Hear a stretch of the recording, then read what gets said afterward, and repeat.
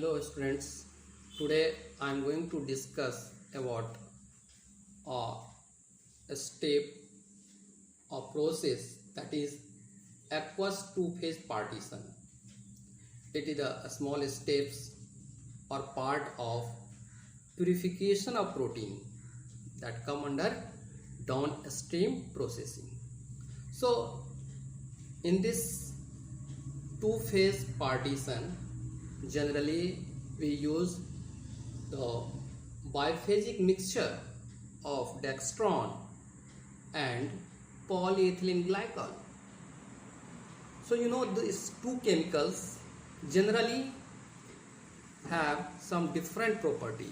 The dextran have high density and more polar. If you see polyethylene glycol, it has low density. The basis of this process is density gradient. On the basis of density gradient, the mixture of protein along with cell debris of bacterial cell that is going to separate in two different phases. One is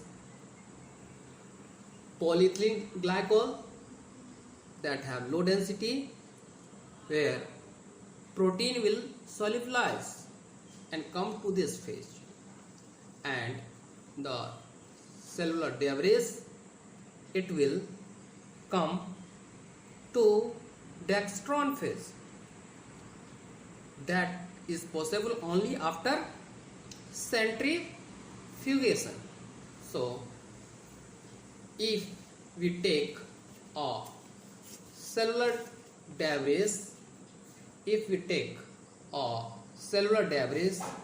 of cell homogenate of bacterial cell that contain a useful protein inside the test tube, then we mix two different biphasic mixture, that is dextran and polyethylene glycols.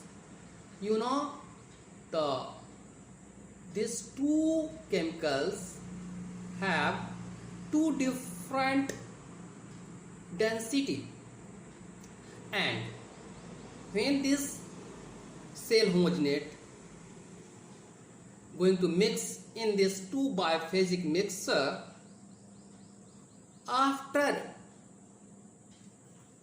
centrifugation we will find that there are two distinct layers in the biphasic mixture.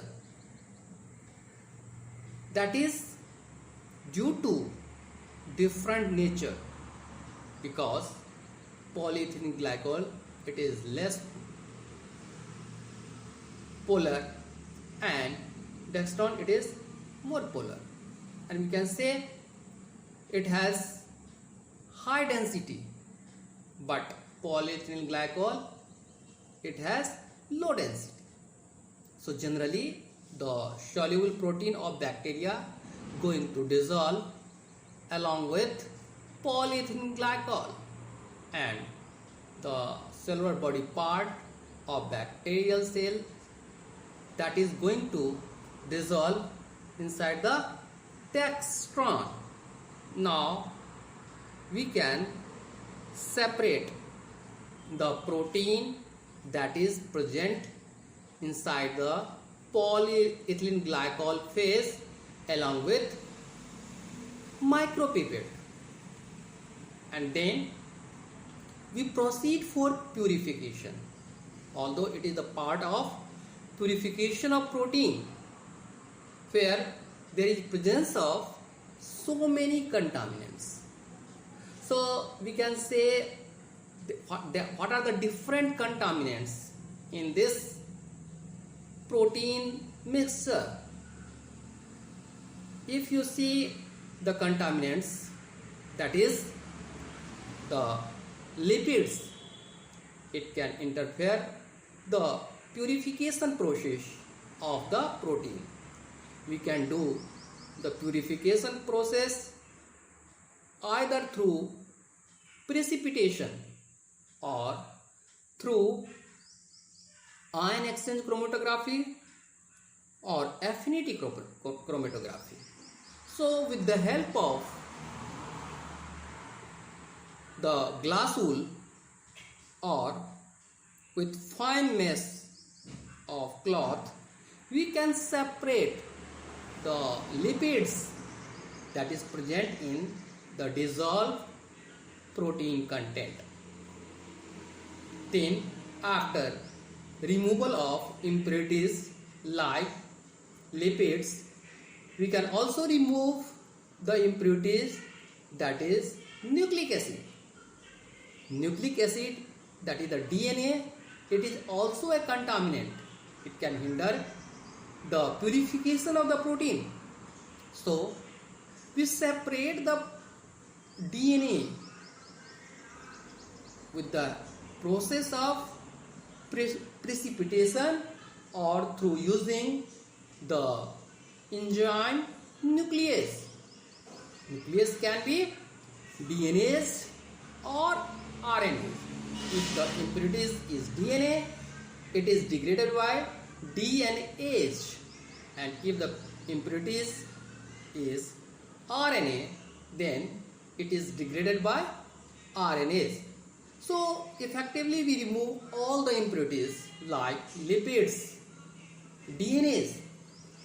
After removing or discarding this impurity, we again proceed for concentrating the protein parts present in dissolved solution, either by the process of precipitation. We can also purify the ultra purification by process of ion exchange chromatography or affinity chromatography. Now we can separate the protein on the basis of size, on the basis of pI, with the help of two-dimensional gel electrophoresis. So if we will isolate the protein, then it is essential part to maintain the protein function, that is the functional aspect of protein. How can you maintain the functional property of protein? Means the protein act as enzyme, or protein act as hormone, or protein act as antibody. So how can you maintain the functional property of protein? After isolation of protein, after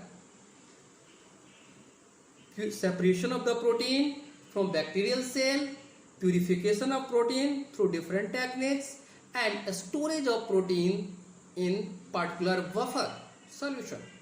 So first, that is, you must maintain the isolated protein inside the buffer solution. You know what is buffer?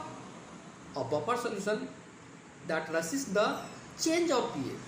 A slight change of pH can affect the function of protein. That's why we add the isolated purified protein inside the buffer solution.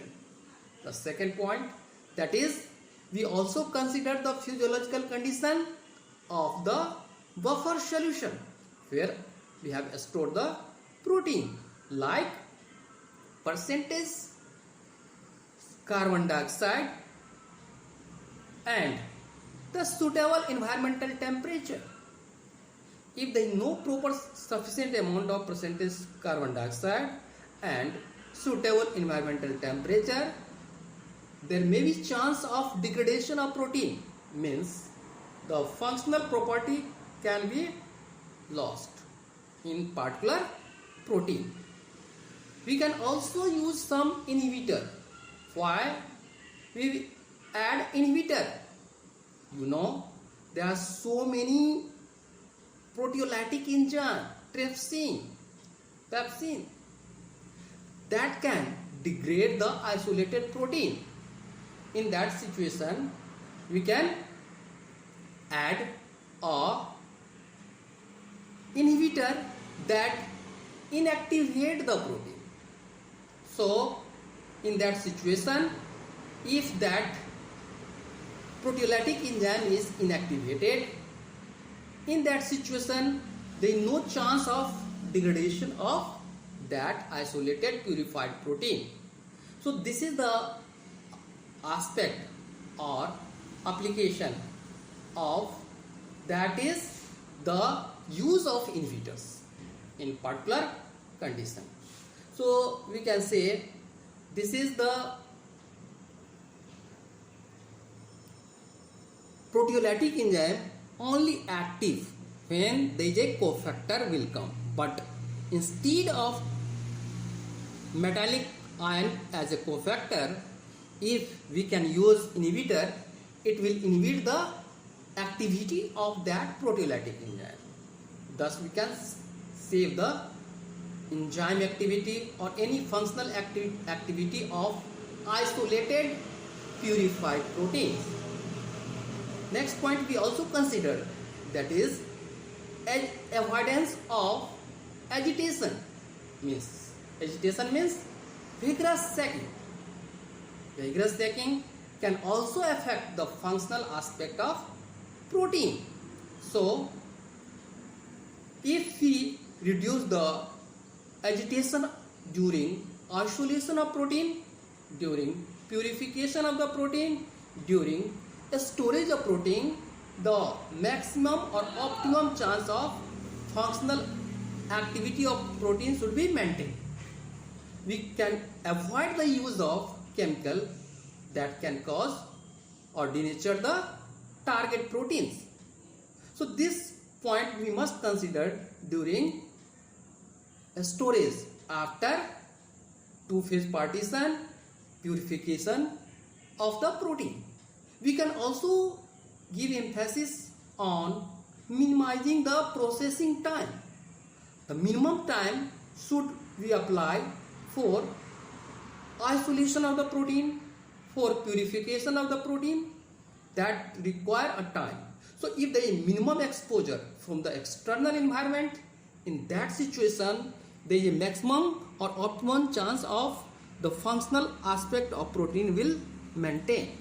So our motto is just to preserve the functional aspect of particular protein, isolated protein, that can be utilized at industrial level as an enzyme, as an antibiotics, or as a hormones, or any medicinal importance. Thank you and have a nice day.